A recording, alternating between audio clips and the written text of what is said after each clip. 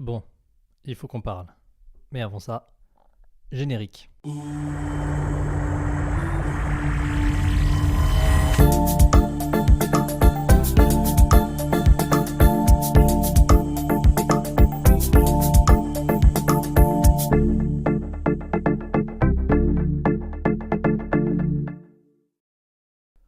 Le vendredi 7 juin 2024, Aurora a sorti son 5e album.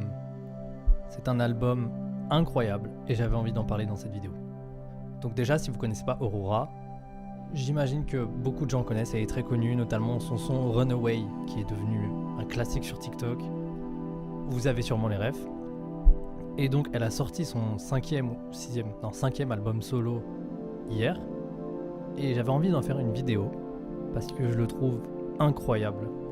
Donc pour ceux qui ne connaissent pas Aurora, c'est une femme qui fait de la musique, souvent de la musique pop, mais en fait ce que je trouve très particulier avec elle, c'est que son style ne se définit pas, dans le sens où pour moi de la musique c'est un aspect très personnel, et un style de musique ça va dépendre en fonction de la personnalité de l'artiste, des valeurs qu'il va mettre en avant, etc., etc. Et Aurora, cette femme, elle est très particulière. Si vous avez déjà vu des interviews d'elle, des stories sur elle ou peu importe, elle est très particulière et je trouve ça extraordinaire. En fait, je trouve que c'est dingue à dire, mais je trouve qu'elle est très féerique, cette femme. C'est-à-dire qu'elle a vraiment un délire elle est dans son monde, elle est un peu perchée, elle est dans son univers et je trouve ça incroyable, vraiment. Et donc déjà, premier point sur cet album, son 5e album solo qui s'appelle What Happened to the Earth. Premier point. Il colle parfaitement à son univers. On sent que c'est Aurora du début à la fin et c'est incroyable.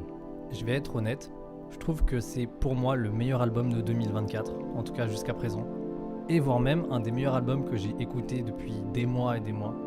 Je trouve incroyable cet album. Déjà direct, si je dois donner une note, je mets au moins 20 sur 20, voire même 40 sur 20. Il est incroyable, c'est un mix de pop, électro-pop. Dans cet album, elle a osé rajouter peut-être un petit peu plus d'électro avec des synthés, avec des arpés qui jouent, enfin un délire un petit peu plus électro, un petit peu plus produit sur ordinateur, et c'est incroyable. Il y a plein de musiques différentes. Il y a des musiques un petit peu plus acoustiques, où c'est vraiment une guitare assez classique de 3 accords. Enfin, c'est un petit peu cliché, on va dire, comme The Essence, la musique. Et il y a des musiques un petit peu plus électro, j'allais dire rap, mais c'est pas vraiment rap, mais dans le flow, la manière de délivrer les paroles, c'est un truc un petit peu plus énergique, comme par exemple The Blade, qui dans mes souvenirs est la dernière ou avant-dernière musique de l'album. Si je dis pas de conneries, il y a 16 titres et l'album il dure 1h02 ou 1h quelque chose. Et des musiques comme The Blade qui sont donc un petit peu plus ça, tu sens que t'es à fond dedans, quoi. Et donc cet album il est à la fois lent, à la fois rapide, à la fois acoustique, à la fois électro, synth pop, et il colle parfait à l'univers d'Aurora et je trouve ça incroyable. Aussi, point important sur cet album, j'adore les chœurs. Voilà, je sais pas comment dire autrement, j'adore.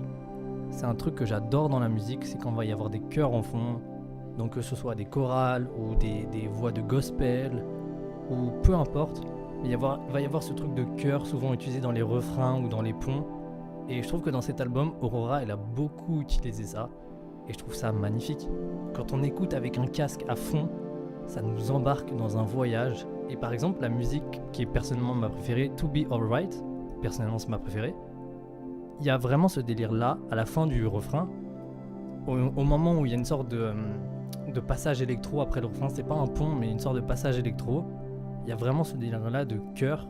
C'est pas du gospel, mais c'est vraiment une chorale en fond avec des voix, des et, des o, des fins. Et quand moi j'ai découvert cet album en l'écoutant avec un casque à fond, je mets toujours la musique à fond, clairement, j'adore ça.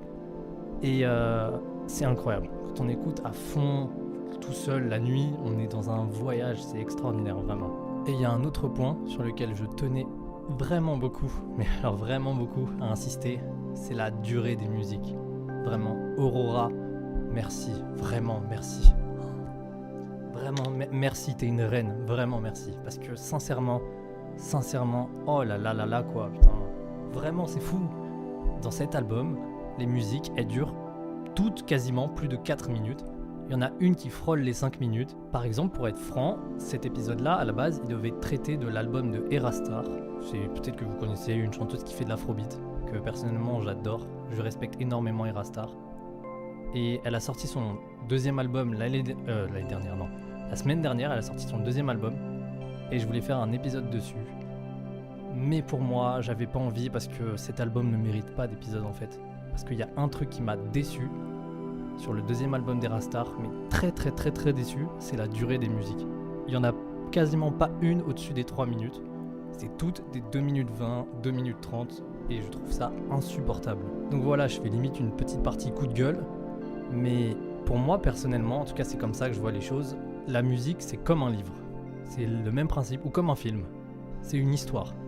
La musique c'est censé raconter une histoire, donc il va y avoir un début, un milieu, une fin. Et comme un film qui va durer par exemple 2 heures, et bah forcément l'histoire, on va plus s'en préoccuper, il y aura plus de détails, il y aura plus de détails sur l'histoire des personnages, leur historique, ce qu'ils ont vécu, etc. qu'un film qui dure 40 minutes. Et bah les musiques pour moi ça va être pareil. Comme pour moi c'est censé raconter quelque chose, je vois pas comment c'est possible de faire une bonne musique qui dure 2 minutes 30. Vraiment. L'histoire elle est beaucoup trop courte. C'est comme un livre. Un livre qui fait 15 pages, c'est trop court. Un livre qui fait 12 000 pages, c'est beaucoup trop long. Un livre, c'est 300, 400, 500 pages. Et bah la musique, c'est pareil. Je demande pas une musique de 7 minutes non plus. Mais 2 minutes 30, pour moi, c'est juste pas possible quoi. C'est juste pas possible. Et donc voilà, par exemple pour l'album d'Aurora, honnêtement, j'avais même pas encore écouté l'album. J'ai juste vu la durée des musiques, j'ai fait ok. Ça va être parfait. Et après, pendant 1h02, je me suis plongé dans l'ambiance d'un album avec des sonorités pop, avec l'univers d'Aurora qui est très féerique, parfois un petit peu acoustique, et un album vraiment un voyage. Cet album, c'est un voyage qui raconte une histoire. Et pour moi, vraiment un des meilleurs albums que j'ai écouté depuis très longtemps. Il raconte une histoire de A à Z. Il y a plein de styles. En un seul album, t'as l'impression qu'il y a plein de styles de musique.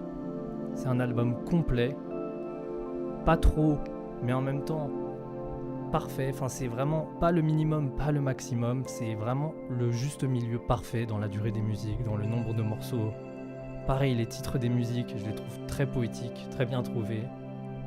Et voilà, un très bon album. Objectivement, 20 sur 20 cet album. Si je pouvais, je mettrais plus. Et si vous êtes un artiste, s'il vous plaît, faites des musiques de plus de 3 minutes au moins. Sérieux quoi.